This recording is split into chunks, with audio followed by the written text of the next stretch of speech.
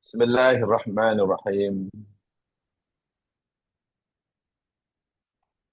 Alhamdulillahirabbil alamin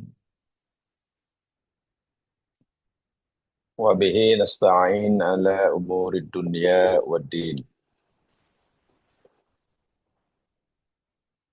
Salatu wassalamu ala asyrafil anbiya wal mursalin nabina rasulina Muhammad wa ala alihi wa ashabihi wa atba'ihi ila yaumiddin.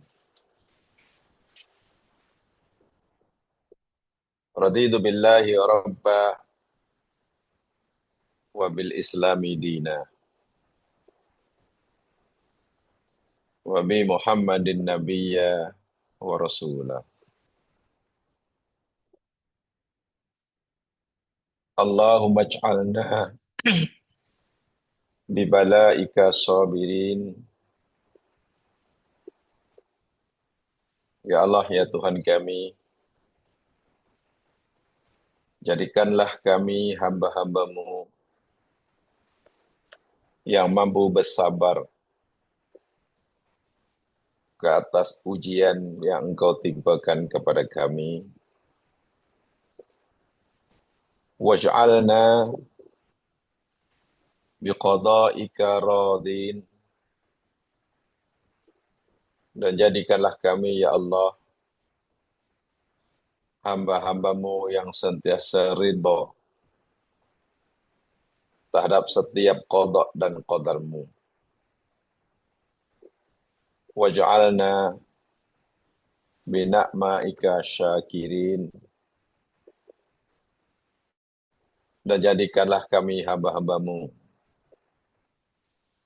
yang sentiasa mampu mensyukuri setiap nikmat yang Engkau anugerahkan kepada kami. Allahumma la taqdi ajalana qabla an natuba ilaik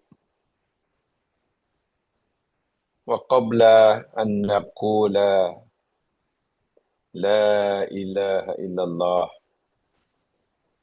Muhammad Rasulullah.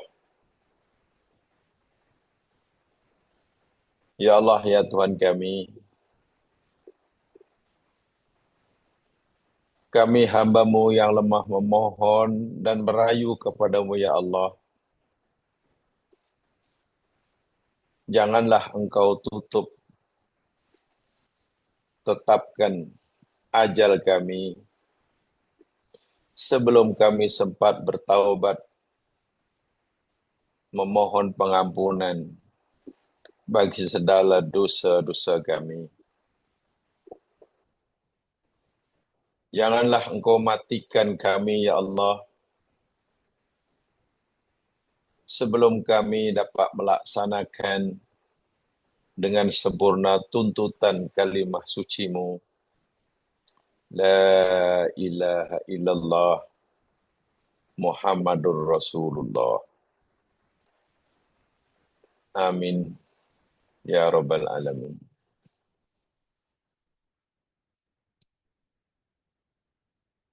Jamaah, saudara-saudaraku seiman dan seagama yang dirahmati oleh Allah Subhanahu wa taala. Dengan melafazkan bismillahirrahmanirrahim, insyaallah kita akan teruskan kajian kita untuk menyambung uraian yang telah kita sama-sama pelajari pada sesi lepas. Keratan firman Allah pada hujung ayat kedua daripada surah At-Talaq, wa may yattaqillaha yaj'al lahu makhraja.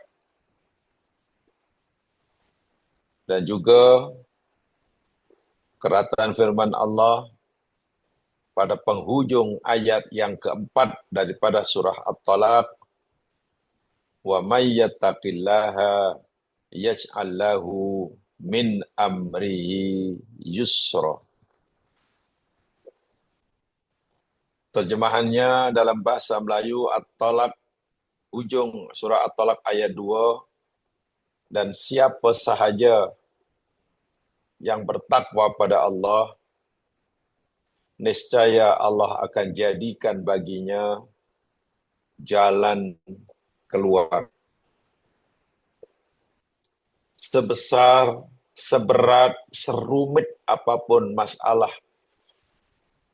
yang menimpa kita dalam hidup, Allah memberikan jaminan, akan memberikan kita makhraj, jalan keluar, cara menyelesaikannya, dengan syarat kita bertakwa kepadanya. Sementara penghujung ayat keempat surah At-Talaq, siapa sahaja yang bertakwa kepada Allah, pasti, niscaya Allah akan jadikan baginya kemudahan bagi seluruh urusannya. Ini jaminan Allah, bukan jaminan manusia. Jika kita ingin mendapatkan kemudahan dalam segala masalah, dimudahkan segala urusan, kuncinya satu sahaja, bertakwa kepada Allah. Dan jika kita ingin terbebas, terlepas, terkeluar dari segala masalah yang membelenggu, kuncinya juga hanya satu, takwa kepada Allah. Saya tidak akan mengulangi definisi takwa yang telah kita pelajari pada siri yang lepas. Pada malam ini, saya ingin mengajak saudara-saudara sekalian untuk melihat contoh real nyata di dalam Al-Quran yang Allah sendiri beritahukan kepada kita bahwa dengan takwa pada Allah, masalah yang dihadapi oleh manusia seberat apapun akan dapat diatasi dan diselesaikan. Pada bagian siri yang lepas saya telah nyatakan, berdasarkan Al-Quran, punca segala masalah yang menimpa kita, yakni berdasarkan firman Allah Subhanahu wa taala dalam surah Ali Imran 112, tolong diingat betul-betul. Punca segala masalah yang dihadapi oleh kita, kerusakan di muka bumi, bencana di muka bumi, kesusahan di muka bumi, Allah sebutkan puncanya disenaraikan oleh Allah dalam Ali Imran 112 yang telah kita pelajari sama. Artinya, jika kita melanggar pantang larang yang Allah sebutkan dalam Ali Imran 112, pasti akibatnya kita akan menghadapi masalah. Bahkan kalau kita gunakan istilah Al-Quran Ali Imran 112, bukan hanya masalah, kehinaan. Wal'iyadzubillah. Hina. Bukan hanya masalah kecil-kecil. Kehinaan. Kesusahan yang amat sangat maskanah. Nah, di dalam Al-Quran yang kita akan pelajari malam hari ini, kesusahan atau musibah yang menimpa manusia ini secara umumnya terbagi menjadi dua. Ada musibah yang menimpa seseorang atau kaum akibat perbuatan mereka. Akibat mereka melanggar peraturan-peraturan yang Allah telah tetapkan. Apabila perintah Allah ditinggal, larangan Allah dilanggar, pasti ianya akan mengakibatkan masalah dalam hidup. Bencana, musibah. Pasti.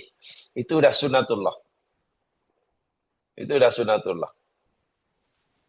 Allah memberitahu kita di dalam Al-Quran, lihat surah Ash-Shura, ini bagian pertama ya, contoh musibah oleh sebab, dikarenakan sebab oleh perbuatan manusia sendiri. Ayatnya surah Ash-Shura, surah 42, ayat 30. Coba perhatikan. Ash-Shura, surah 42, ayat 30.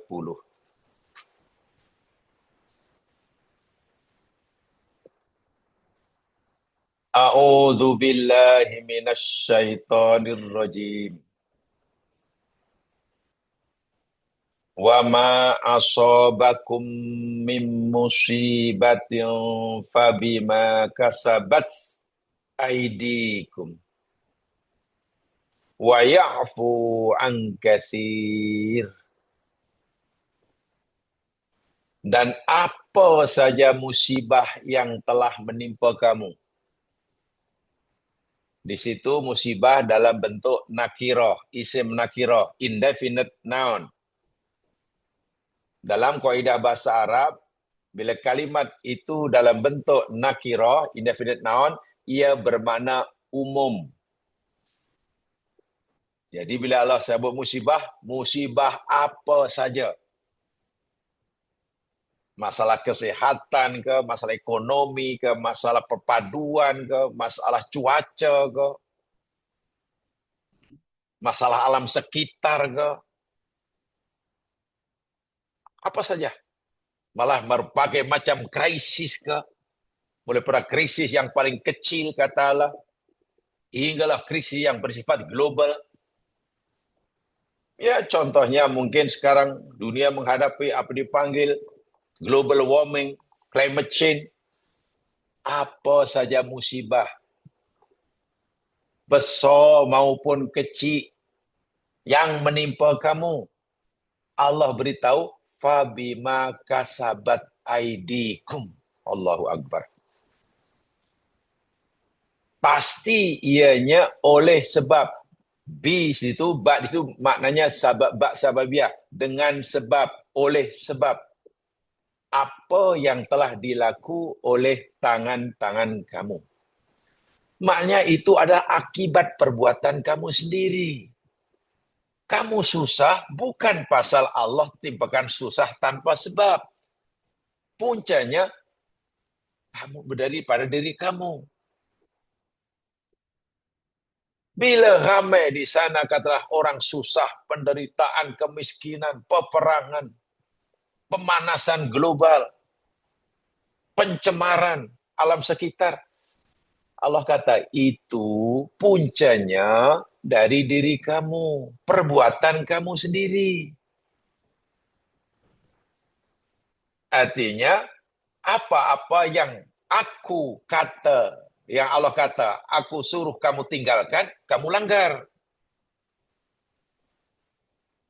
Itu dia. Tetapi Allah masih maha pemurah, pengampun, penyayang. Wa ya'fu an katsirin. Dan Allah memaafkan an katsir, akan banyak kesalahan-kesalahan kamu. Maksudnya apa? Katakanlah seseorang manusia, kita melakukan 10 kesalahan, jika ikut peraturan Allah, kata Allah, kita akan ditimpa 10 jenis musibah. 10 dosa, 10 kesalahan, 10 pelanggaran yang kita lakukan mengikut sunatullah, kita akan tertimpa 10 musibah, 10 masalah. Tapi Allah kata, aku tak timpakan kamu 10 musibah, walaupun kamu melakukan 10 jenis dosa. Sebenarnya aku hanya timpakan kamu 3 musibah saja dari 10 kesalahan. 7 kesalahan yang lain, Allah kata, aku bagi ruang pada kamu untuk memohon ampun. untuk mohon minta maaf. Masya Allah. Kenapa Allah timpakan musibah kepada kita? Karena kesalahan kita. Ya, supaya kita tahu. Dalam ayat yang lain, la'allahum yarji'un. Supaya manusia ini segera kembali. Menyadari, bak kata orang Melayu, ya, sesat jalan, balik ke pangkal jalan. Punca banjir, katalah, ya, karena perparitan, sifatan sudah mulai cetek dan dangkal. Buang sampah merata-rata. Maka berlaku banjir. Untuk mengelakkan, ya, kena betulkan semula lah sistem perparitannya. Global warming puncanya perbuatan manusia sendiri, pencemaran udara yang sudah tidak terkawal. Pelepasan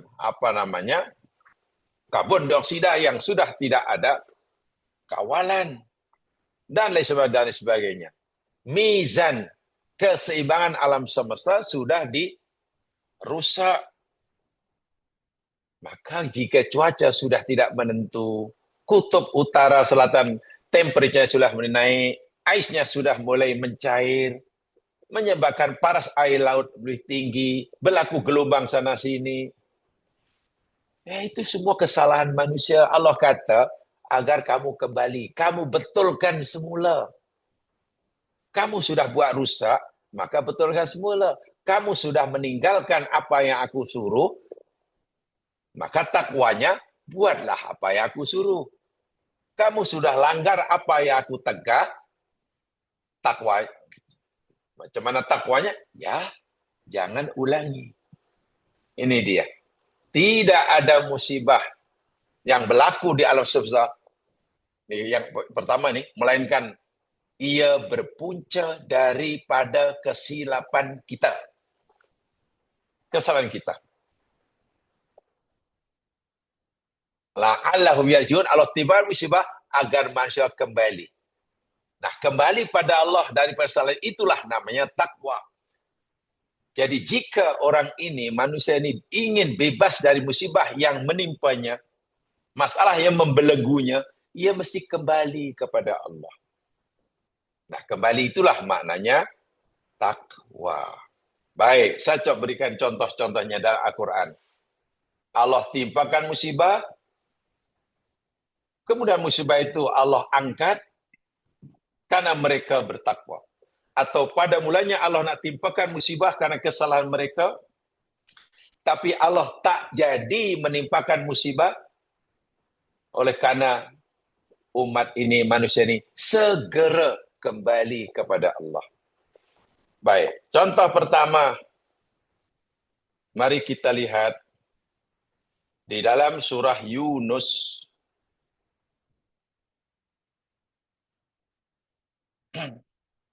ayat yang ke-98. Lihat surah Yunus ayat 98. Ini contohnya. Yakni kisah kaum Nabi Yunus.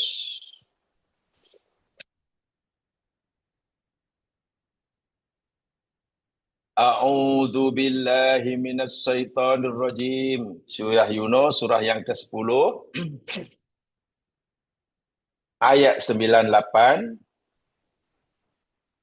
Falaula kanat qaryatun amanat fanafa'aha imanuha illa qauma Yunus. Lamma amanu kashafna anhum adzabal khiz fil hayatid dunya wa matta'nahum ila hin. Terjemahannya, falaula kanat qaryatun, maka kenapalah tidak adalah ada satu qaryah,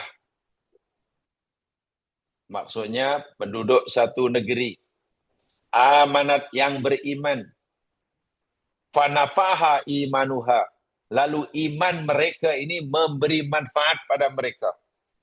Kisahnya, kaum Nabi Yunus itu menolak ajaran Nabi Yunus. Ya.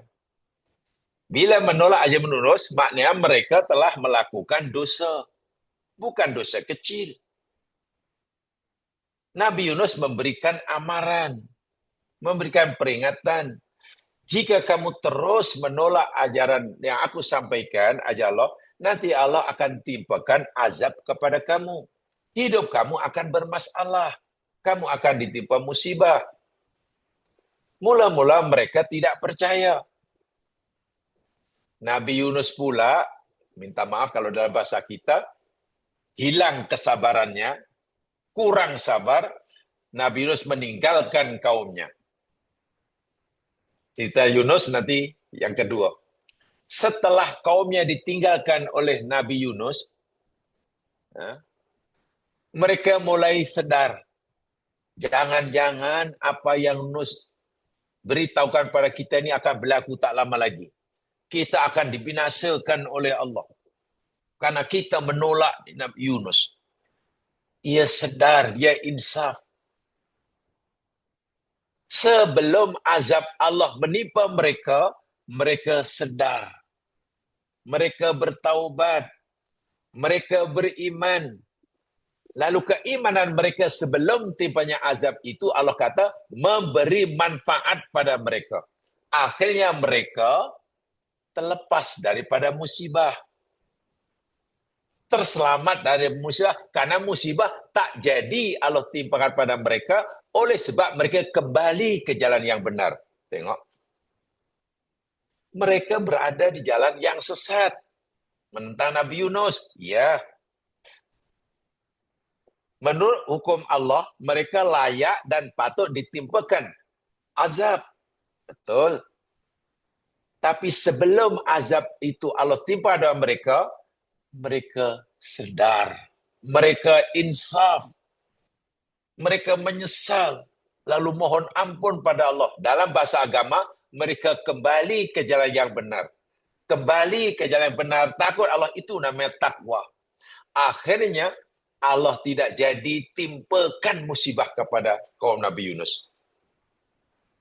Dan satu-satunya kaum sebelum kita, kaum para Nabi dahulu, yang terselamat daripada siksa yang Allah ancamkan kepada mereka kerana mereka sempat bertaubat sebelum datangnya siksa, hanya kaum Nabi Yunus. Ini ayatnya. Illa kaum Yunus. Hanya kaum Nabi Yunus sajalah Allah kata. Yang sempat bertaubat sebelum mereka ditimpa azab karena dosanya. Lamma amanu, tatkala mereka beriman, kasyafna anhum adzabal khizyi fil hayatid dunya. Kami angkat, kata Allah, daripada mereka azab kehinaan dalam kehidupan dunia. Nah ini. Ketakwaan, kesedaran mereka menjadi asbab terselamatnya mereka daripada bencana, azab, balasan yang Allah timpakan. Dalam bahasa yang lebih mudah berkaitan dengan tajuk kita, ketakwaan mereka. Mereka sempat bertakwa kembali pada Allah sebelum azab menimpa mereka, menjadi asbab mereka terlepas daripada bencana. Ini yang Allah kata. Siapa yang bertakwa pada Allah, Allah akan berikan jalan keluar. Ya, selamat. Allah akan jadikan urusannya mudah. Sebab itulah ajaran Muhammad SAW, kalau kita menyadari telah melakukan kesalahan, kita tidak boleh menunggu-nunggu, tangguh-tangguh, lambat-lambatkan, nanti. Tak boleh. Seketika itu pula, seberapa segera, adalah kita wajib segera memperbetulkan kesalahan itu. Kalau kesalahan itu karena kita melanggar larangan, ya kita akan perbaiki. Mohon ampun. Jika kesalahan kita itu karena meninggalkan suruhan, ya kita lakukan. Dan kita tidak akan mengulangi. Kenapa? Karena mudah-mudahan takwa kita, taubat kita sebelum adanya azab itu diterima oleh Allah SWT sebagaimana pernah berlaku pada kaum Nabi Yunus. Dan satu-satunya umat sebelum umat Islam, yakni umat para Nabi dahulu, yang tidak jadi disiksa oleh Allah karena dosanya, karena mereka sempat bertaubat, sempat bertakwa, sempat balik ke jalan yang benar, hanya kaum Nabi Yunus saja. Semuanya tidak. Kaum Nabi Musa, dibinasakan. Kaum Nabi Lot dibinasakan. Kaum Nabi Nuh dibinasakan. Kaum Nabi Ibrahim dibinasakan. Kenapa? Mereka diberi peluang untuk bertaubat, untuk bertakwa, mereka abai dan sia-siakan peluang tersebut. Akhirnya Allah timpakan azab. Ini kaum Nabi Yunus. Selamat. Takwa mereka sajalah yang menjadi asbab terselamatnya mereka daripada azab yang sebenarnya Allah telah ancamkan pada mereka. Subhanallah. Contoh yang kedua, jamaah sekalian, yakni nabinya, yakni Nabi Yunusnya. Nabi Yunusnya melakukan, ini contoh kesalahan yang dilakukan oleh manusia akan menjadi asbab berlakunya musibah. Contoh yang kedua, yakni Nabi Yunus alaihissalam. Lihat surah 21, surah Al-Anbiya. Surah Al-Anbiya, surah 21.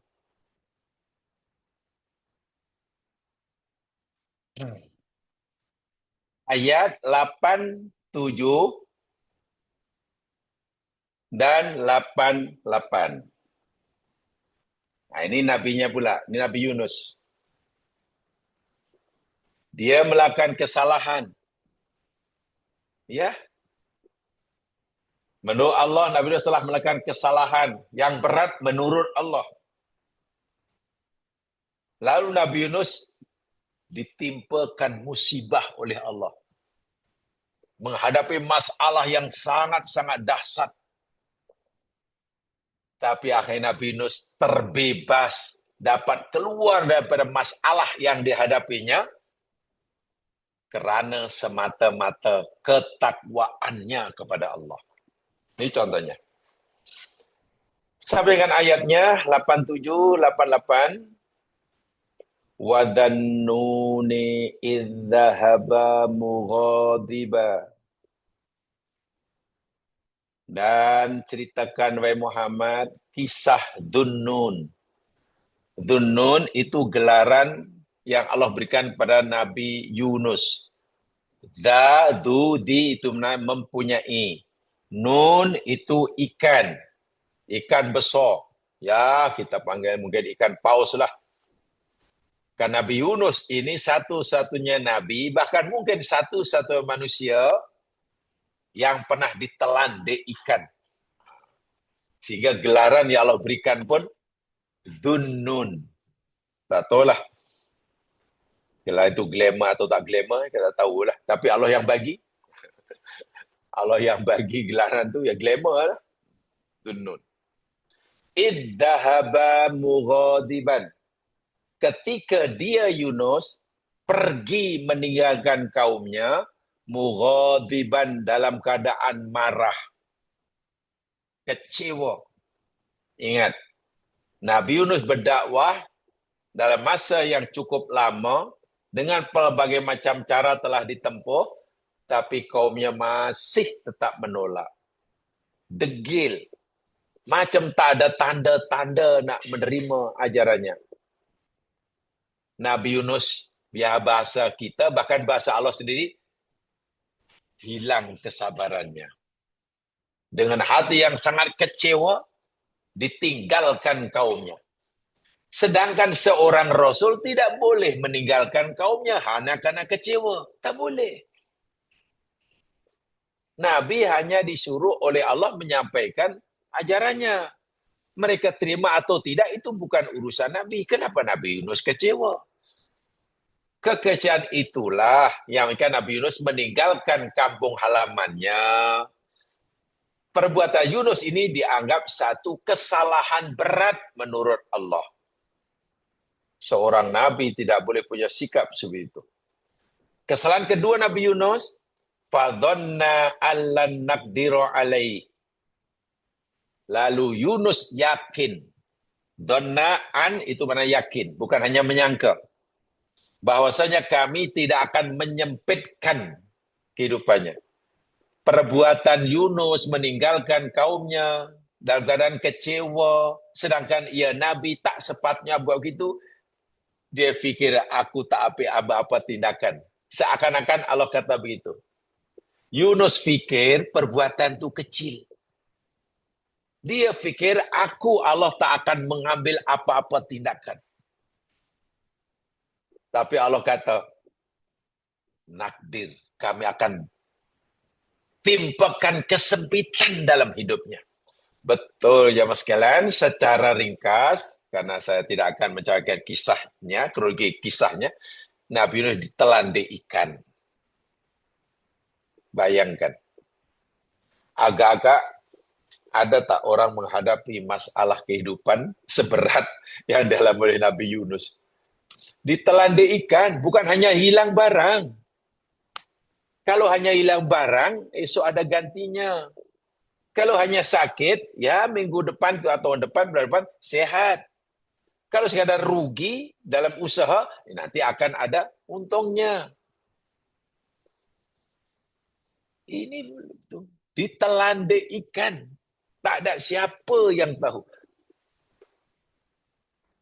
Artinya, kematian itu benar-benar dah depan mata dah. Tapi karena Allah belum menetapkan ajalnya, hidup dalam perut ikan. Bagaimana susahnya. Dalam keadaan Allah tidak meridhoinya. Bayangkan. Seseorang yang berada dalam musibah, keadaan sangat kritikal, boleh dikatakan di ambang kematian, sedangkan dia dalam keadaan melakukan dosa yang dia belum tahu Allah ampunkan atau tidak. Itu musibah yang luar biasa itu. Ini yang dialami oleh Nabi Yunus.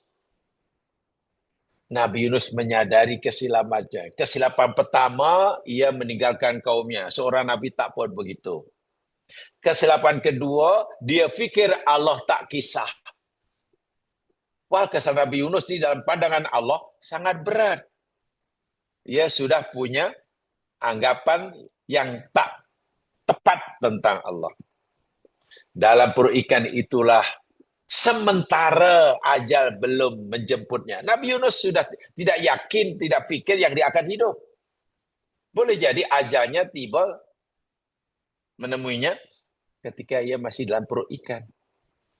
Tapi selagi nyawa masih dalam tubuh badannya, ia terus bertaubat pada Allah. Kembali kepada jalan yang benar. Mengakui kesalahannya, mohon ampun atas segala kesalahannya. Fanada fid dhulumat. Lalu dia Yunus memanggil Allah dalam kegelapan-kegelapan. Dhulumat itu beberapa kegelapan. Kegelapan pertama dalam perut ikan. Ini kalau dari segi fisikal ya. Secara physically, kegelapan pertama perut ikan. Kegelapan kedua, ikan itu menyelam di dalam lautan, gelap. Kalau yang ketiga, ya malam hari, siang malam itu gelap lah. Kegelapan secara maknawinya, Yunus ditelandikan, tak ada siapa yang tahu. Tak ada siapa yang tahu. Tidak siapa yang mendengar ucapannya. Gelaplah. Suaranya tidak dengar oleh sesiapa. Keadaannya tidak dilihat oleh sesiapa. Nasibnya tidak diketahui oleh sesiapa. Benar-benar Yunus dalam keseorangan. Kegelapan yang gelap gulita. Terputus hubungannya dengan makhluk. Tapi Nabi Yunus memanfaatkan ini untuk takwa. untuk bertaubat, mengakui segala kesalahannya dan memohon ampun kepada Allah. Yang dibaca oleh Yunus, semua kita sudah hafal. La ilaha illa anta. Itu satu. Mengesakan Allah. Mentauhidkan Allah. Ya Allah, tiada Tuhan yang berhak disembah, ya Allah, melainkan Engkau. Aku sudah khilaf, ya Allah. Sepatutnya aku sebagai utusan kamu tidak boleh lari kerana kecewa. Kalau aku lari kerana kecewa sebab dakwahku ditolak, maknanya aku ada kepentingan dalam dakwahku. Sepatutnya aku tak boleh kecewa. Jika benar-benar lillahi ta'ala. Orang yang melakukan amal, orang yang melakukan suruhan, atau meninggalkan larangan, tidak akan kecewa bila niatnya semata-mata kerana Allah. La ilaha illa anta. Tapi kalau orang melakukan suruhan Allah, atau meninggal larangannya, niatnya bukan 100% kerana Allah, pasti ada peluang untuk kecewa. Jika apa yang diharapkan daripada perbuatannya tidak ia dapatkan, kecewa. Wih, penat aku dah buat gini rupanya sia-sia. Ya salah sendiri. Jadi kecewa itu puncanya karena kita tidak 100% lillahi ta'ala. Kita tidak la ilaha illa anta. Sedangkan kita sepatutnya faham betul. Tiada Tuhan yang berhak disembah, dijadikan malamai hidup, ditakuti, dipeti kecuali Engkau, ya Allah. Tapi tempoh hari, aku mengadang, ya Allah, ada kepentingan. Aku merasa dipelecehkan. Aku merasa sia-sia perbuatanku. Tersentuh harga diri aku. Sebab itu aku marah. Kalau begitu Nabi Yunus belum lillahi ta'ala saat itu. Nabi Yunus sedar kembali. La ilaha illa anta.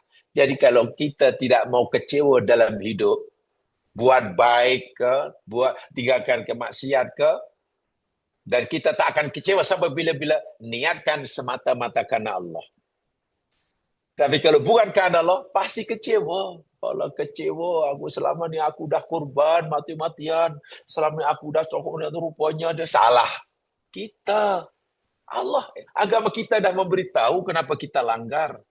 Ini yang paling susah tu bila kaitan dengan hati. Banyak orang kecewa hidup tu karena tidak ikhlas. Hakikatnya tidak ikhlas. Walaupun dia kata, saya ikhlas. Saya ikhlas.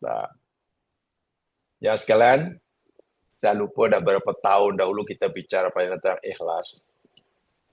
Dan salah satu kesimpulan ikhlas yang saya pernah berikan yakni, jika kita beria-ia meyakinkan orang lain bahawa kita ikhlas dalam kerja perbuatan kita ini, karena takut mereka kata kita tak ikhlas. Saya ulangi, jika kita beramal, bekerja, berbuat, apa salah tolong orang, tolong ini, dan kita beria-ia meyakinkan orang bahwa kita ikhlas melakukannya, dengan kita beritahu karena kita takut dikata tak ikhlas, maka itulah tak ikhlas. Subhanallah. Sebab ikhlas jadi sesuatu yang tak boleh diberitahukan dan tak boleh dipertanyakan. Sudah.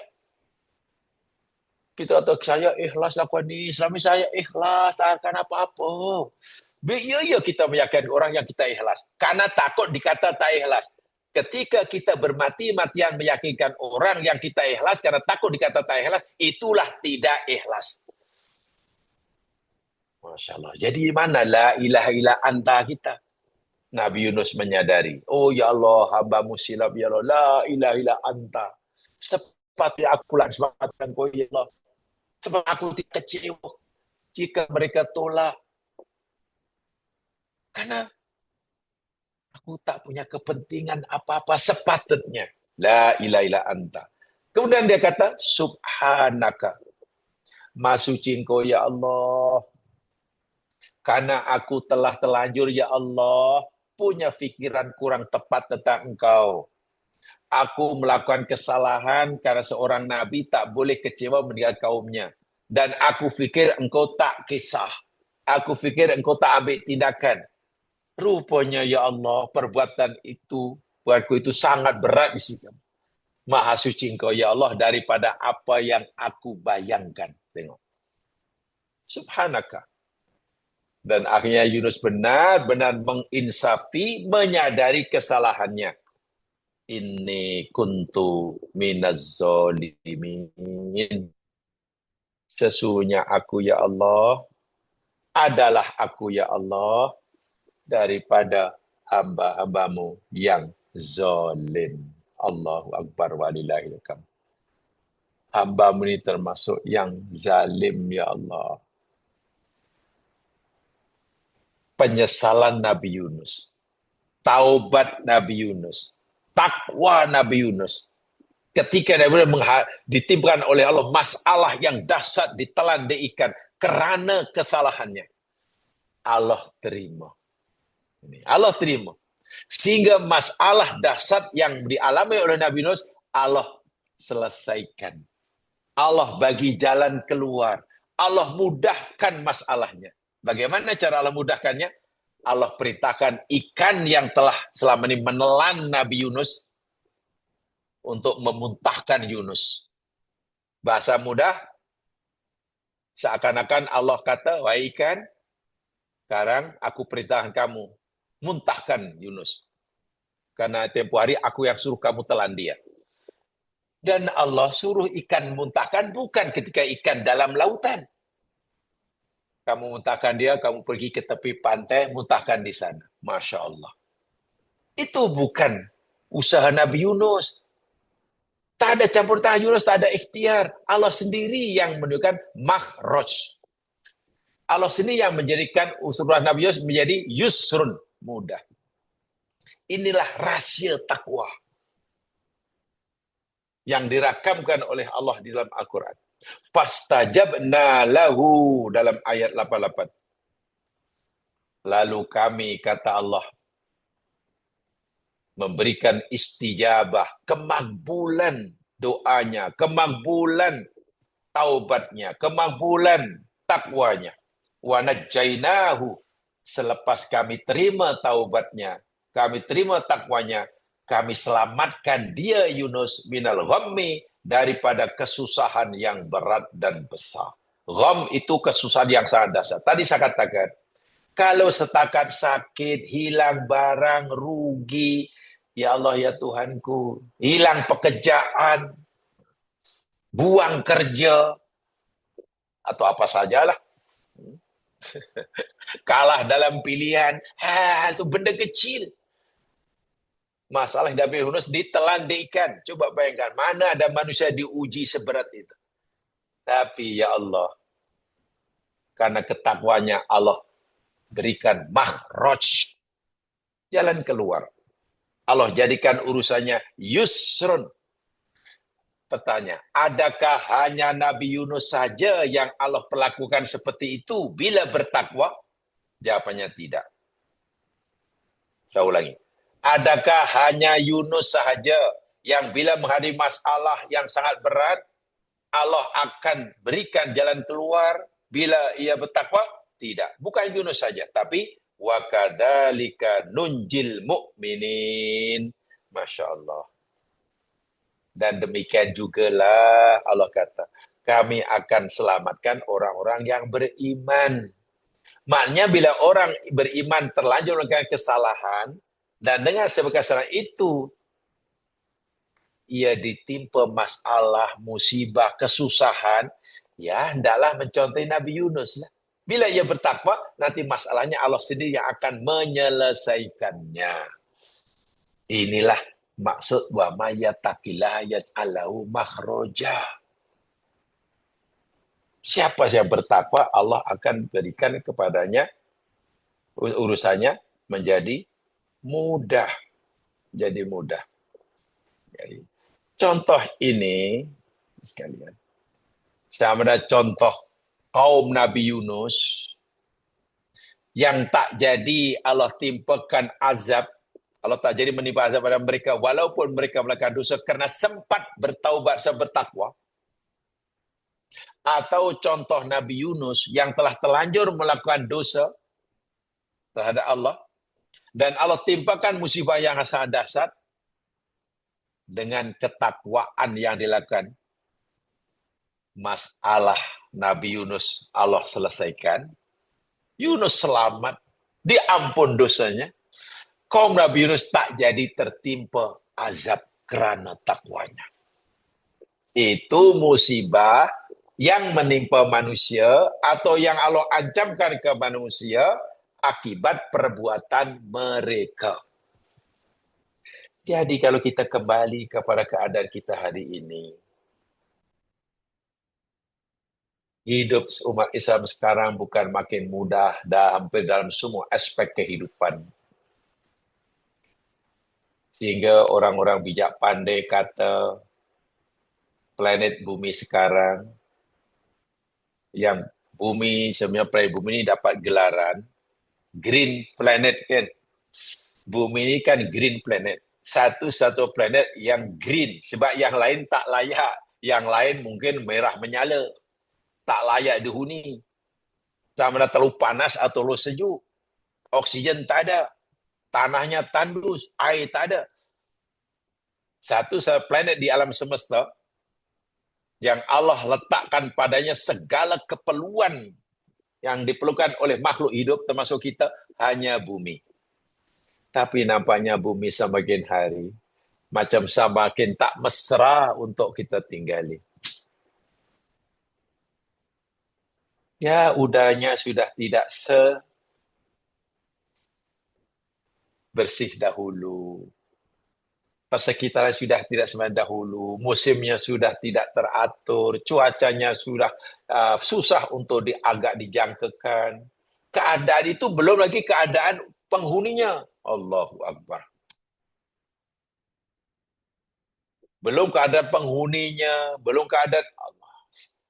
1001 macam masalah kehidupan yang sedang dialami oleh planet bumi, oleh penduduk planet bumi hari ini. Penyelesaiannya, kalau ikut Al-Quran, takwa.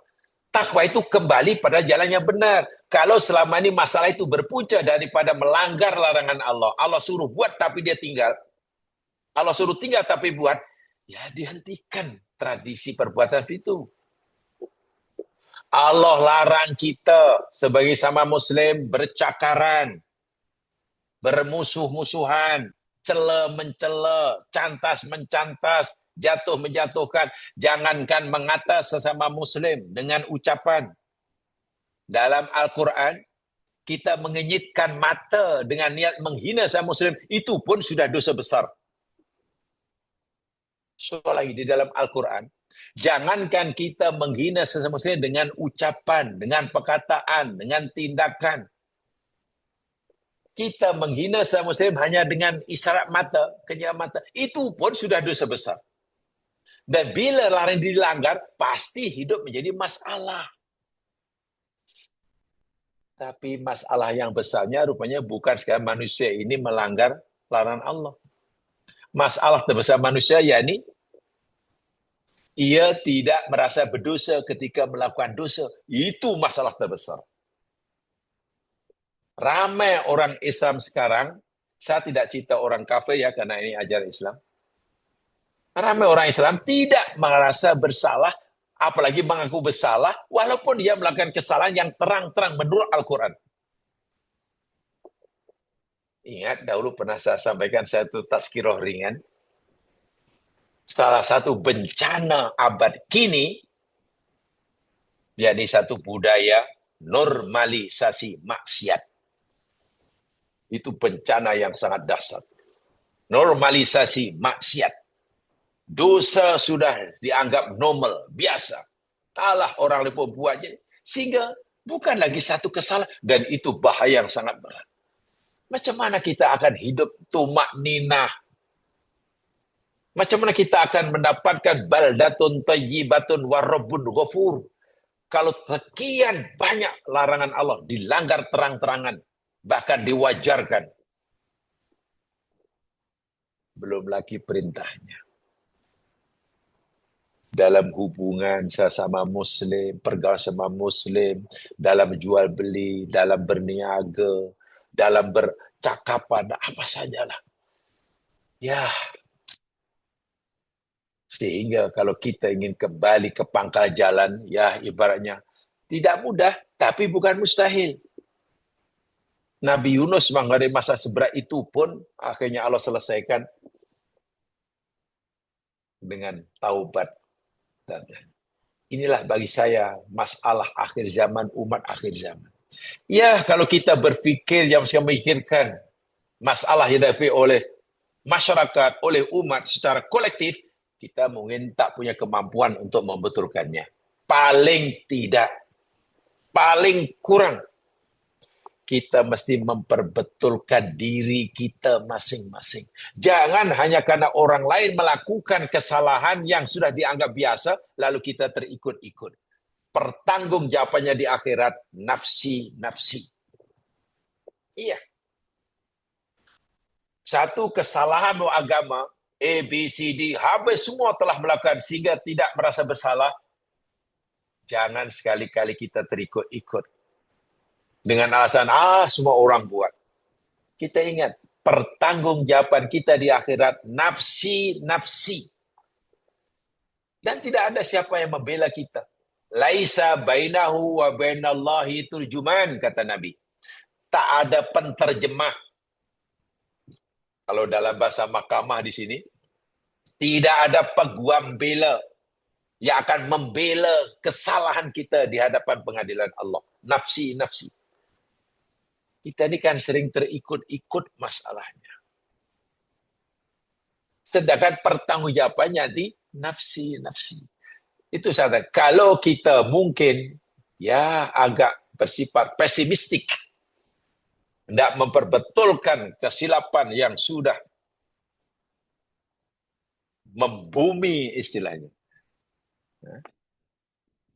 Kesilapan yang sudah membumi, meluas, paling tidak kita betulkan diri kita masing-masing. Sudah. Benda ini salah, kenapa saya mesti ikut-ikut? Benda itu sudah kita betulkan. Kalaupun Allah belum tidak ampunkan dosa orang lain karena tidak punya kesalahan, ya kita berharap Allah ampunkan dosa kita sebelum kita dipetau jalan gelap.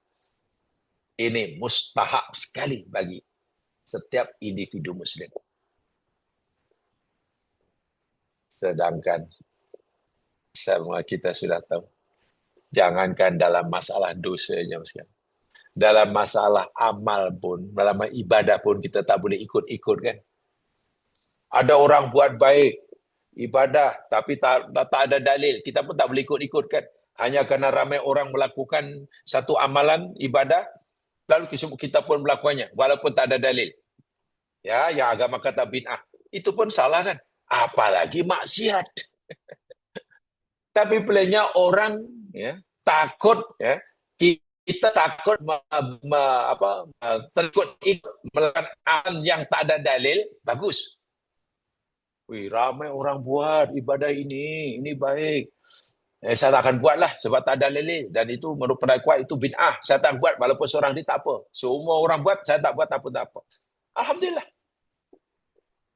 Tapi kadang orang tak takut langsung terikut-ikut melakukan kesalahan yang dilakukan oleh ramai orang. Macam mana nih? Itu sangat berat sekali di sisi agama. Terikut-ikut melakukan perbuatan amal ibadah yang tak ada dalil itu pun salah. Apatah lagi terikut-ikut melakukan kesalahan yang terang-terang salah menurut dalil. Tambahan pula tidak merasa bersalah. Jadi dari dua contoh ini, ya mas sekalian, Nabi Yunus dan kaumnya, saya hanya ingin memberikan penegasan bahwasanya musibah yang menimpa Nabi Yunus, musibah yang Allah yang akan tiba kepada kaum Nabi Yunus, itu oleh sebab perbuatan mereka. Sesuai dengan firman Allah surah Asy-Syura ayat 30 tadi.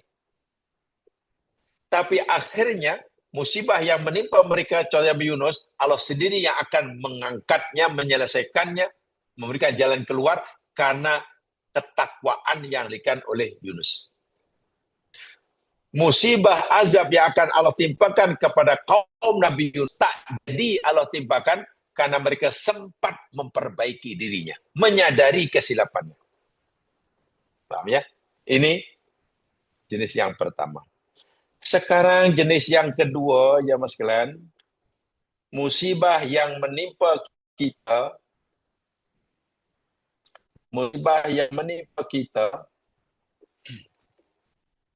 bukan sebab kesilapan yang kita lakukan.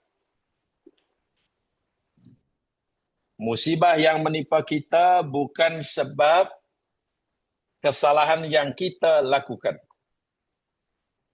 Kita tidak melakukan kesilapan apa-apa. Sama sekali tidak. Bahkan kita, manusia, betul-betul hidup di atas jalan Allah.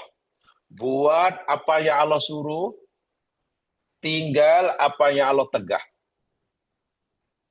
Tapi, walaupun dia telah menjadi mukmin yang sejati, Muslim yang sebenar, tiba-tiba ia menghadapi masalah yang sangat berat. Macam mana nih? Musibah ini bukan karena kesalahan manusia itu. Kalau musibah jenis yang kedua ini, Mas kan, ya ini jenis musibah kerana Allah hendak mengangkat makom dan darjah kita. Kita berada di jalan yang benar. Semua perintah kita dah buat. Larangan kita dah tinggal. Tapi kita menghadapi masalah yang sangat berat dalam hidup. Nak kata karena kesilapan kita, nampaknya bukan. Tapi kenapa Allah masih berikan kita ujian, musibah? Jawapannya kalau ikut Al-Quran, itu bukan sebagai balasan kesalahan kita, karena kita dinilai Allah tidak memberikan kesalahan. Tapi sebagai karena Allah nak mengangkat darjah kita. Dan Allah sendiri yang akan menyelesaikan masalah kita itu. Ya, Allah sendiri. Allah berjanji. Kalau orang yang berdosa, kalaulah musibah yang menimpa seseorang karena dosanya, dan bila orang itu bertakwa, Allah akan selesaikan masalahnya. Takkanlah Allah tidak mau menyelesaikan musibah yang ditimpa pada hambanya yang tidak melakukan kesalahan. Baik, mari kita lihat contohnya. Pertama, jamaah sekalian, mari kita lihat surah Al-Qasas. Surah Al-Qasas. Surah yang ke-28 ya. Al-Qasas. Ya, surah 28.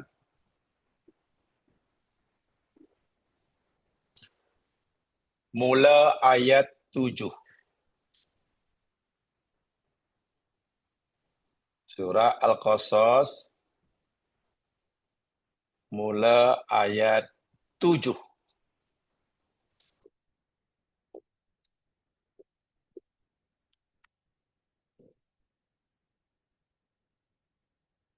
A'udzu billahi minasyaitonir rajim. Ini contoh orang yang menghadapi masalah dalam hidup, sangat berat masalahnya, bukan kerana dosa yang ia lakukan. Bukan. Tapi justru ia menghadapi masalah kerana ia patuh kepada Allah. Masalah ini bukan sebagai hukuman, tapi sebagai cara Allah nak mengangkat darjahnya. Dan Allah sendiri yang akan menyelesaikannya. Kisah ibu Nabi Musa. Mari kita baca ayatnya. Mula ayat 7. A'udzu billahi minasyaitonir rajim. Wa auhayna ila ummi Musa an ardi'i. background cerita ini sepintas lalu, Nabi Musa dilahirkan oleh ibunya ketika Fir'aun laknatullah alaih sedang menguatkuasakan satu undang-undang yang paling zalim dalam sejarah manusia. Yakni, Fir'aun mengarahkan setiap bayi lelaki berdarah berkutan Bani Israel mesti dibunuh. Setiap bayi lelaki yang baru lahir dan berdarah Israel. Kalau berdarah Kupti macam mereka, dibiarkan hidup. Nabi Musa, keturunan Israel. Lahir, ibunya melahirkan saat Fir'aun menguatkan undang-undang ini. Ya, kalau dalam bahasa modern apa ini undang? Ethnic cleansing. Fir'aun satu menguatkuasakan undang-undang ethnic cleansing. Penghapusan etnik. Bani Israel tidak boleh hidup. Seorang ibu pasti risau bukan main lah. Ibu dah bisa dah buntu lah. Macam mana nak selamatkan putranya ini. Kalau akulah sembunyikan dalam rumah, aku susukan sendiri dalam rumahku, berapa lama lah tidak diketahui oleh tentera-tentera Fir'aun yang sedang melakukan rondaan. Tapi kalau aku lari meninggalkan kampung halaman, nak lari ke mana lah? Di mana-mana tentera Fir'aun, mata-mata Fir'aun, IGP Fir'aun, Fir'aun punya IGP ya, Fir'aun IGP ya, Mossad lah, punya Mossad dia, disebar di mana-mana. Bingung ini ibu Nabi Musa, di mana nih? Sedangkan ia tak mau anaknya dibunuh. Ini masalah besar nih, sangat besar. Tak mungkinlah ibu merelakan anaknya dibunuh oleh penguasa zalim. Tiba-tiba Allah wahyukan kepada ibu Musa yang bingung ini. Karena Allah tahu, bayang dilahirkan ini nanti bila besar, oleh Allah akan lantik sebagai salah seorang nabi dan rasulnya. Maka Allah jaga keselamatannya. Bagaimana cara Allah menyelesaikan masalah seorang ibu yang khawatir, yang takut menginginkan keselamatan bayinya? Auhayna ila ummi Musa an arni. Allah berfirman, dan aku wahyukan kepada ibu Musa. Wahai seorang ibu, hambaku yang solihah, an arni, susukan sajalah anak yang baru lahir itu. Anak laki yang baru lahir itu kamu susukan sajalah. Allah suruh, Allah berikan. Dan Allah bagi pilihan. Tapi faida khifti alai, jika engkau masih takut membiarkan keselamatan anakmu, bila kamu susukan sendiri di rumahmu, jangan-jangan nanti tentera Fir'aun datang menyuruh rumah kamu. Kalau kamu takut, khawatir ia akan berlaku, Allah bagi pilihan yang kedua. Allah bagi alternatif kedua, fa'alqihi fil yammi. Maka campakkan anakmu, hanyutkan ia di sungai. Masya Allah. Dalam ayat yang lain, Allah suruh dia buat peti, elok-elok, lalu suruh letakkan bayinya dalam peti, kunci rapat-rapat, lalu peti dihanyutkan di sungai. Itu jika ibu Nabi Musa masih belum merasa tentram, merasa belum selamat, bila ia menyusukan diri di rumahnya. Allah suruh pilih yang ini, Allah yang suruh nih, pilih yang pertama atau yang kedua. Kalau kamu pilih yang kedua, hanyutkan anakmu, begitu kamu hanyutkan, wala takhafi, engkau jangan takut lagi, jangan khawatir. Allah sendiri yang akan menjamin keselamatannya.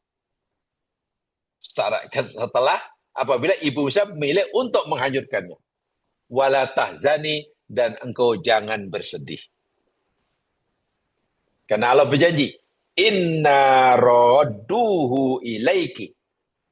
Sesungguhnya kami, kata Allah, akan mengembalikan anakmu yang kamu akan hanyutkan di sungai itu, ilaiki kepada engkau, wahai ibu. Waja'iluhu minal mursalin.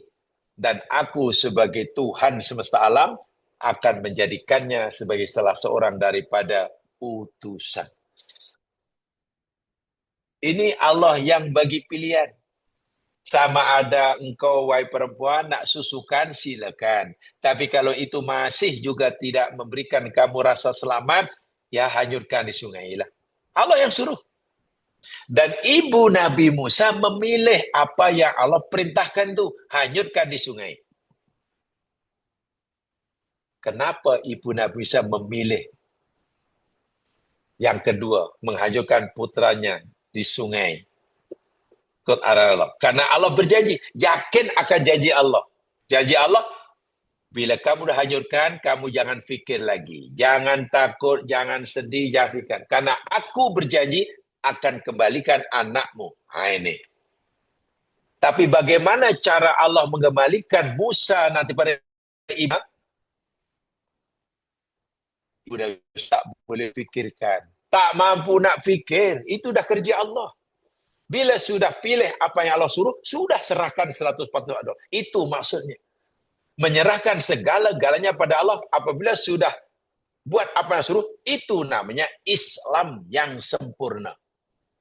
Islam yang kamil. Bila Allah suruh buat, lalu kita buat, risikonya serahkan pada Allah 100%, tidak perlu kita campur tangan, tak perlu bagi cadangan pada Allah.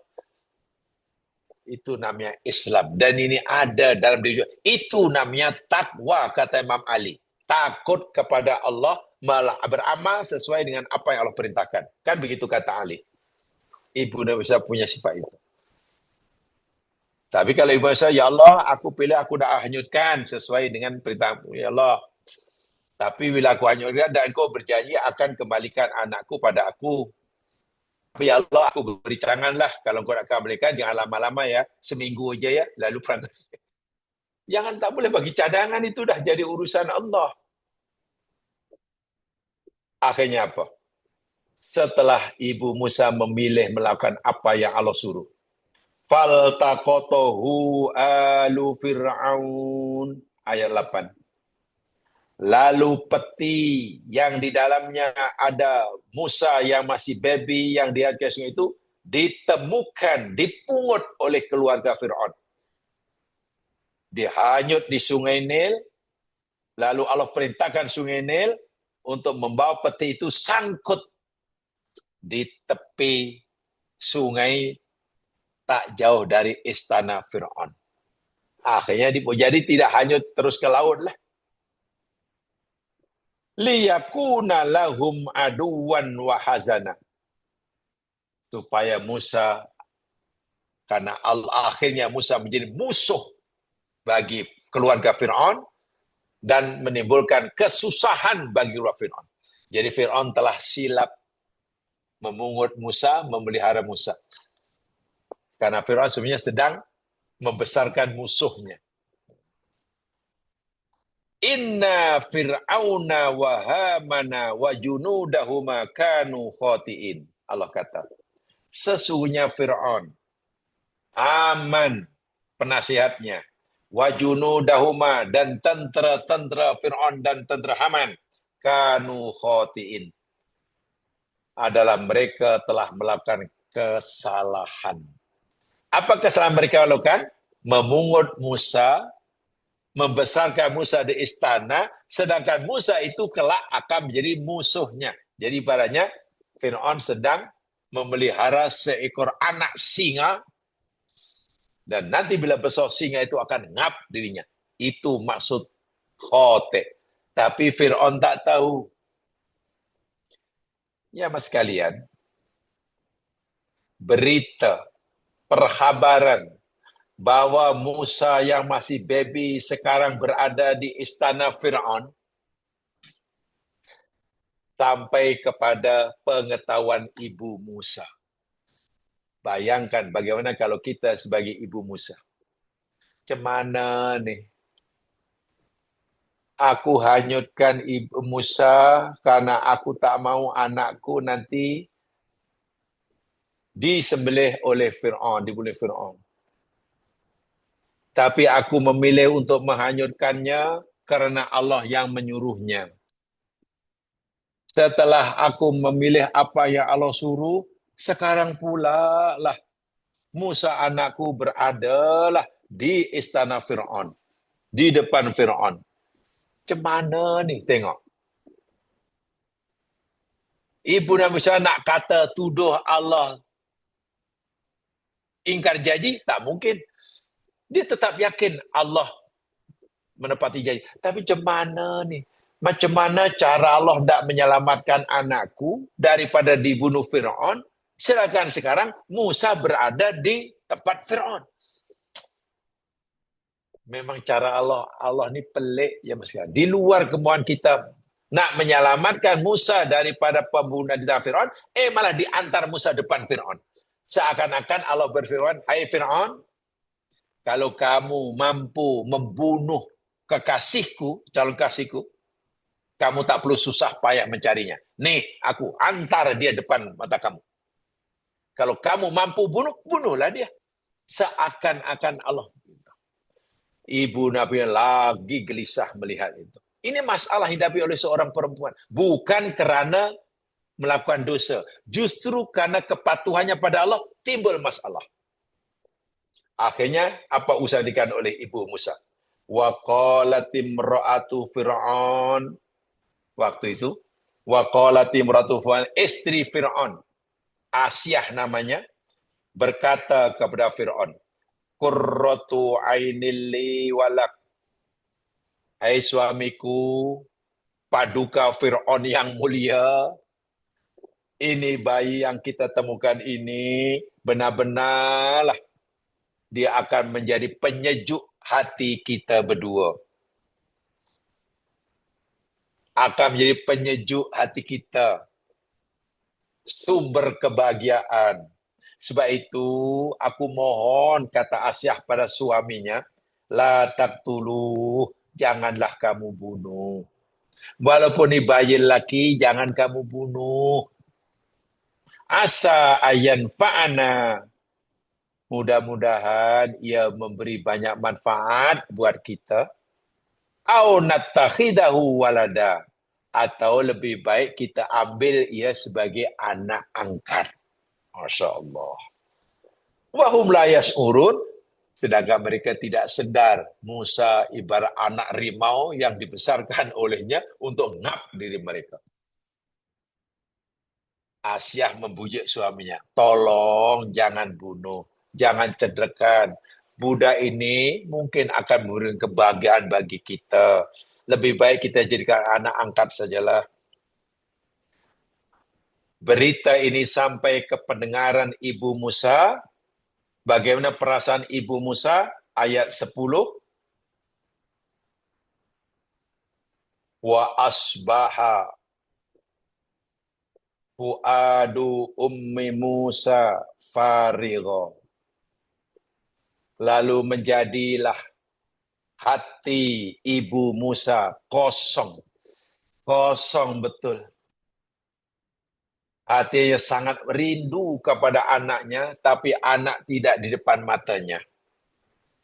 Iya, tidak di depan matanya. Bahkan dia tahu anaknya sedang di depan Fir'aun. Sedangkan selama ini dia yang paling takuti, jangan sampai anaknya diketahui oleh Fir'aun. Sekarang malah ada depan Fir'aun. Masalah yang sangat besar dihadapi oleh Ibu Musa. Bukan karena dosa yang dilakukan, tapi karena patuhnya pada Allah. Patuh pada Allah, tapi timbul masalah. Dan dia tidak tahu macam nak menyelesaikan. Macam nak menyelamatkan Musa daripada bunuh Fir'aun. Apalagi sekarang sudah depan Fir'aun. Akhirnya, ingkadat latubdi bihi. Sungguh hampir-hampir Ibu Musa latubdi bihi, mendedahkannya. Dalam bahasa kita, hampir-hampir ibu Aisyah ini lari keluar rumah, pergi ke istana, menjerit-jerit, mengambil anaknya, mengaku ia ibunya. Karena tak tahan. Kesusahan yang dihadapi, masalah yang dialami, sangat berat, didorong oleh rasa sayang pada putranya, hampir-hampir dia pergi ke istana Fir'aun, mengambil anaknya, mengaku ia sebagai ibunya. Kalau itu dilakukan, ya lagilah Fir'aun bunuh anaknya, dah jelas ini anak Bani Israel. Tapi Allah Maha tahu. Laula arrobatna ala qalbiha. Kalaulah tidak kerana kami ikat, kata Allah, hatinya. Aku ikat hatinya. Supaya tetap yakin. Yakni, litakuna minal mu'minin. Agar dia tetap menjadi orang beriman pada janji aku. Dia risau, betul. Ia khawatir, iya. Tapi janganlah kekhawatiran kerisauan itu menyebabkan ia melakukan tindakan bodoh, tindakan yang melulu, tindakan yang sembrono. Allah ikat hatinya. Betul. Akhirnya, walau bagaimanapun, waqalat li ukhtihi, ayat selepasnya, ayat 11, Ibu Musa berkata kepada saudara perempuan Musa, ya kakak lah, gitulah. Kusihi, wahai anak perempuanku, tolong kamu cari tahu siasat. Siasat. Jejak kasih istilahnya. Di mana anakmu, anak adik kamu berada, dan kita dengar di istana Fir'aun, kau pergilah ke istana. Tapi ingat nak, pandai-pandailah menyamar. Jangan kamu menunjukkan identiti kamu, yang kamu ini anak aku, kamu ini saudara Musa. Jangan. Pandai-pandailah. Fabasurat bihi an junubin wahum la yash'urun. Setelah ia lakukan misi yang luar biasa oleh anak perempuan, oleh kakak Musa ini, dia melihat Musa dari jauh tanpa disedari oleh keluarga diraja. Apa yang berlaku di istana? Sebagai bayi yang naluri bayi, ya bila lapar menangis. Lapar menangis, dahaga menangis, nak tidur menangis. Ya bayi Musa macam kita.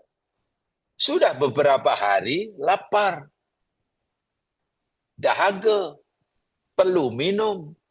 Nangis saja kerja Nabi Musa. Tapi siapa saya yang hendak memberi minuman kepada Musa yang masih bayi, atau apa saja minuman yang hendak beri kepada Musa yang masih bayi ini, Musa tolak. Bukan kehendak Musa, tapi waharramna alaihil maradi. Allah berfirman, aku haramkan ke atas Musa al-maradi. Maradi itu maknanya mana asalnya, jadi susuan. Siapa saja perempuan istana yang coba hendak menyusukan Musa yang nangis karena dahaga, Allah haramkan. Sehingga Musa tak nak minum. Itu bukan kehendak Musa, cara Allah. Ini cara Allah nak menyelesaikan masalah itu. Ya mana ada bayi punya pilihan. Bayi ini tak kira siapa menyusukan, jangankan air susu yang tidak diberikan, racun pun akan diminumnya, disapnya. Tapi ini cara. Faqalat, melihat Musa menangis dan tak mau menyusu pada siapa saja. Kakak Musa yang diutus oleh ibunya, membawa misi yang berat ini, akhirnya memberi cadangan pada keluarga istana. Dia kata apa? Qalat, hal adullukum ala ahli baitin yakfulunahu lakum? Wahai tuan-tuan sekalian, maukah kamu sekalian, tuan-tuan, aku tunjukkan ala ahli baitin. Ahli bait ini yang mana? Kalau Al-Quran, yakni seorang ibu susuan lah. Seorang ibu yang pandai menjaga anak, punya rekod yang baik, yakfulunahu, yang akan mengasuhnya, membesarkannya. Kami tahu ada seorang perempuan yang selama ini memang sungguh punya rekod yang hebat dalam menjaga bayi. tidak dinafikan kemahirannya. Wahum lahu nasihun, dan mereka akan sentiasa bersikap baik. Bayangkan, keluarga istana menghadapi masalah, kasihan kepada Musa. Sebab dalam ayat yang lain Allah sebutkan, jemaah sekalian, wa alqaitu alaika mahabbatan minni. Allah campakkan kasih sayang pada diri Musa, sehingga siapa saja keluarga Fir'aun yang melihat Musa, termasuk Fir'aun, timbul rasa kasihan. Fir'aun langsung tak ada rasa marah, apalagi keinginan untuk membunuhnya. Tengok Musa aja kasihan. Lebih lagi ketika melihat Musa menangis dahaga. Tiba-tiba ada perempuan yang menunjukkan ada seorang perempuan yang punya rekod cemerlang dalam mengasuh bayi. Kalau Puan mau, kami boleh panggillah perempuan itu. Betul. Akhirnya disetujui. Ya, kalau itu panggil dia datang ke istana. Siapa perempuan yang pandai menjaga bayi itu? Di sinilah ayat 13. Faradatnahu ila ummihi kai taqarra ainuha wala tahzan. Maka kami kembalikan Musa kepada ibunya agar supaya sejuk hatinya, gembira hatinya, bahagia adanya, wala tahzan, dan tidak lagi sedih. Sekarang ibunya diberi peluang oleh Allah untuk menyusukan putra sendiri tanpa disedari oleh Fir'aun. Allah telah mengutarakan janjinya bahwa Allah akan pulangkan kepada Musa kepada ibunya. Jadi ibu Musa akhirnya menjual sendiri anaknya, pertama tanpa ada rasa takut karena ia sudah menjadi keluarga istana. Keduanya dapat upah. Subhanallah. Menyusukan anak sendiri tanpa ada rasa takut keselamatannya, dapat bayaran. Tengok. Masalah yang dihadapi oleh ibu Musa yang sangat dahsyat, jalan keluarnya cukup mudah. Siapa yang menyelesaikannya? Allah sendiri. Bukan ibu Nabi Musa. Bukan ibu Nabi Musa. Walakinna inna walita'lama ana wa'dallahi haq. Dan supaya dia mengetahui bahwa janji Allah itu benar, walakinna aktsarahum la ya'lamun, tapi kebanyakan mereka manusia tidak mengetahui.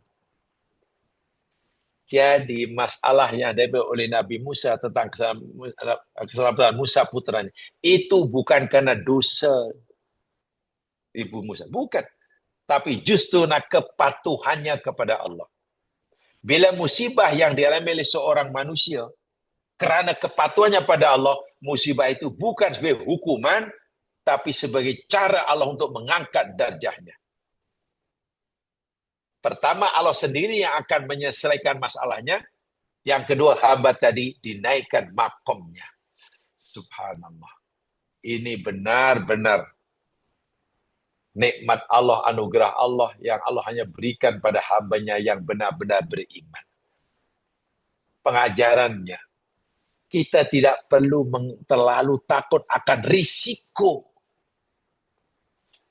yang kita hadapi bila kita telah yakin akan perintah Allah yang mesti dilakukan, kita telah yakin larangan Allah mesti tinggalkan.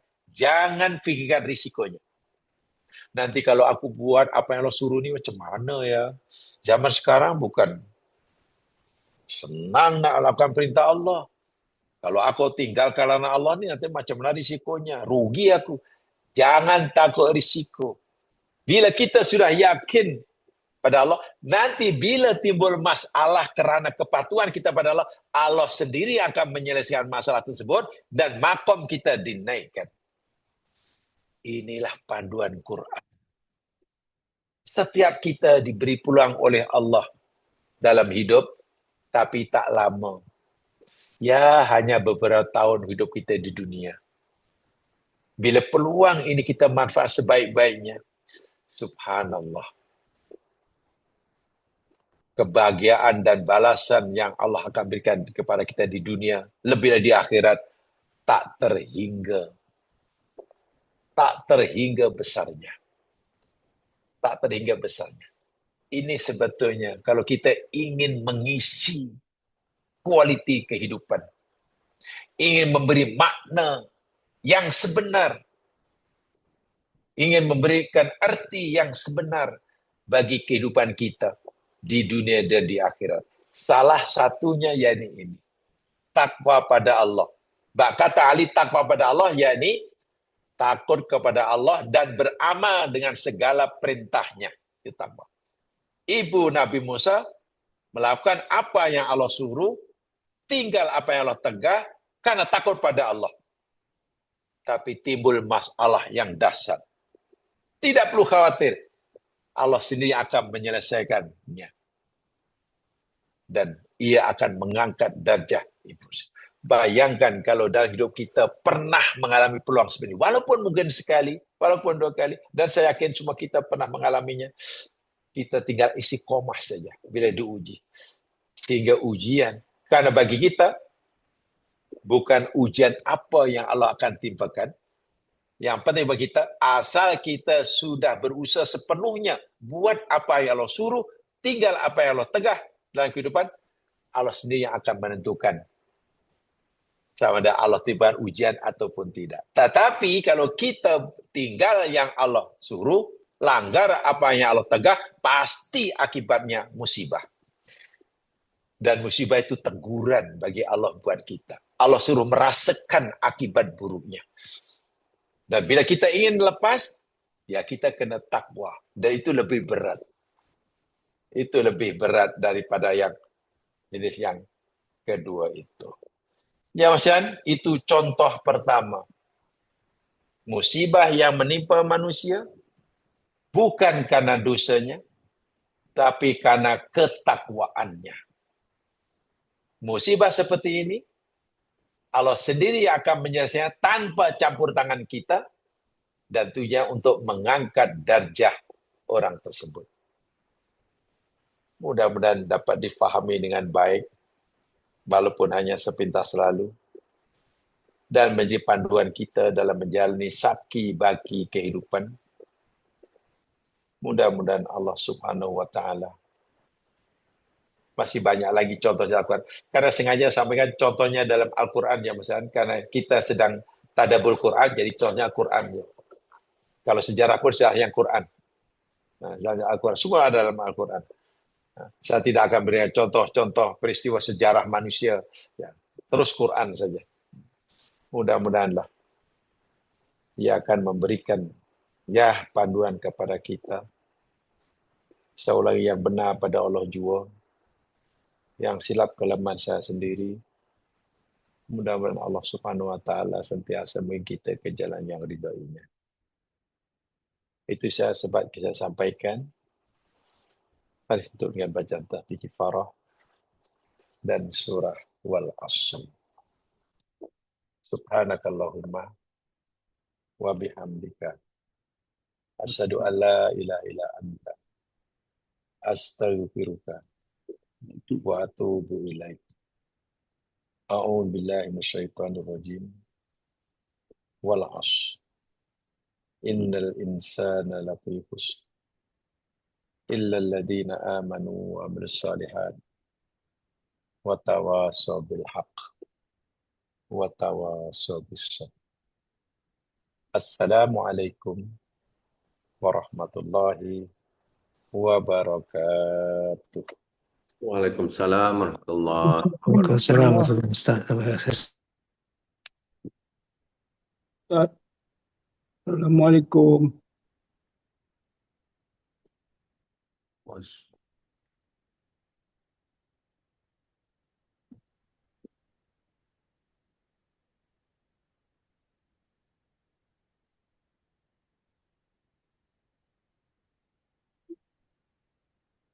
Selamat malam semua.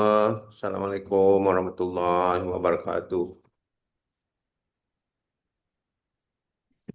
Assalamualaikum warahmatullahi wabarakatuh.